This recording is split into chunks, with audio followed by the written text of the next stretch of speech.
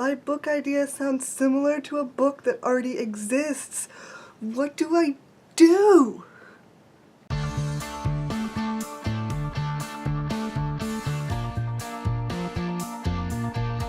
So I saw this book in a bookstore. At first I picked it up because of the beautiful shiny cover. I mean, look how shiny. And then I read the inside flap, and I had a slight moment of panic when reading the description. The concept of this story sounds very similar to a story I'm planning to write. Not only did it sound intriguing to me, because obviously I'm interested in this theme if I have a similar idea, but I decided I'd better read this book just in case it ends up being too similar to my idea so that I can change some of my plans if I need to. And now, after reading this book, I'm laughing at myself because I did not need to be worried whatsoever. And that's what sparked this video idea. Because a lot of times as writers, I feel like we panic when a book we discover has some similarity to a story we're writing or a story we've already written and are currently trying to publish. And I just want to say that just because something might sound similar on the surface, chances are you are not going to write the same book as someone else. Your brain probably works differently than theirs, and unless you are purposely copying someone, which is illegal if you don't know, that's plagiarism. It's a huge deal, but not the point of this video. It is impossible to accidentally write the same book as someone else. Let's get back to the example of the Hazel Wood. Here's the synopsis of this book. 17-year-old Alice Proserpine.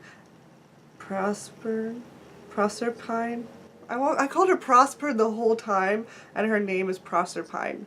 Wow. I did not even pay attention. Anyway, 17-year-old Alice Proserpine and her mother have spent most of Alice's life on the road, always a step ahead of the uncanny bad luck biting at their heels.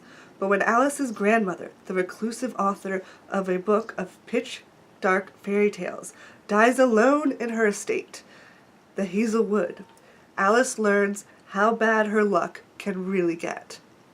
Her mother is stolen away by a figure who claims to come from the cruel, supernatural world where her grandmother's stories are set.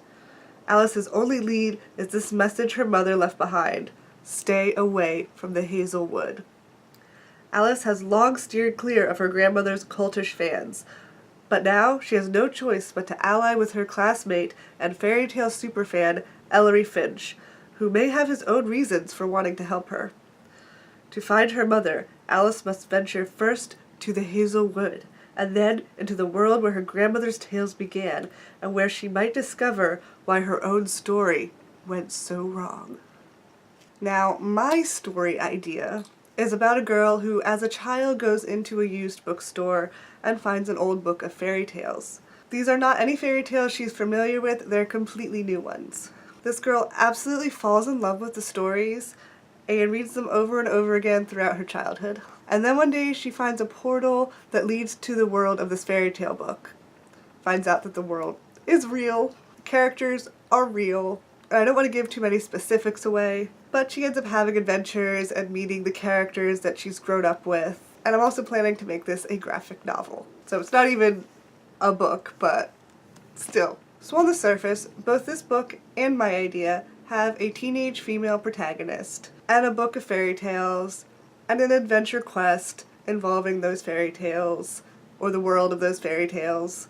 And I'm aware that this concept is not even a revolutionary one, but that's pretty much it when it comes to the similarities. Before I read this book, I read a couple reviews that did mention this book was more on the dark, creepy side and kind of mysterious. And my idea is not creepy, it's a kid-friendly adventure full of magic and bright colors and a cute romance. But nonetheless, I was still concerned about the potential for similarities, so I had to see what this book was about. And my goodness, was it nothing like my story idea. Everything. The tone, the fairy tale stories themselves, just the way everything worked was completely different from anything that I could even think to write.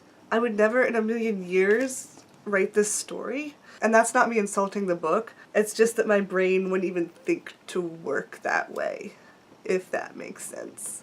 The stories I come up with, they're they're just not like this. This isn't a book review, so I'm not going to pick apart this book in detail. I did rate it 3 stars. It had some really cool, interesting ideas that I'm still fascinated by. It went in this unexpected direction, which I found interesting. But the overall tone of the book was a bit strange. It fell somewhere in between being beautiful and magical, and also being dark and creepy, but not like a beautiful, magical, dark, creepy. It just ended up being mildly unsettling with a hint of magic. I might do an actual review, we'll see. So that's all I'm gonna say for now. I just found the whole experience of discovering this book and thinking it might be too similar to mine, and then reading it and realizing it's not, very eye-opening.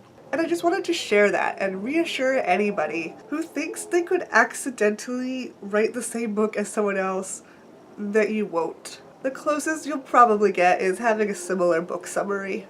Have you ever been in a writing workshop or just gotten together with a group of friends and chose one writing prompt and then you all write a scene based off of that prompt?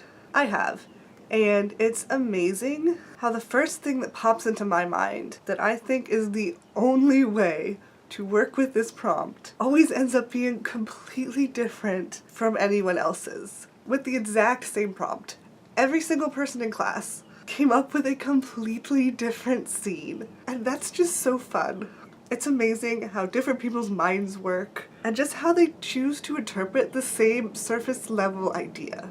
So write your story. Don't worry about being too similar or accidentally copying another story that you've never read that might be floating around in the world somewhere. Your thoughts and ideas are yours and unique and wonderful. Have fun and stay creative. And if you enjoyed this video, you can click right here to watch another.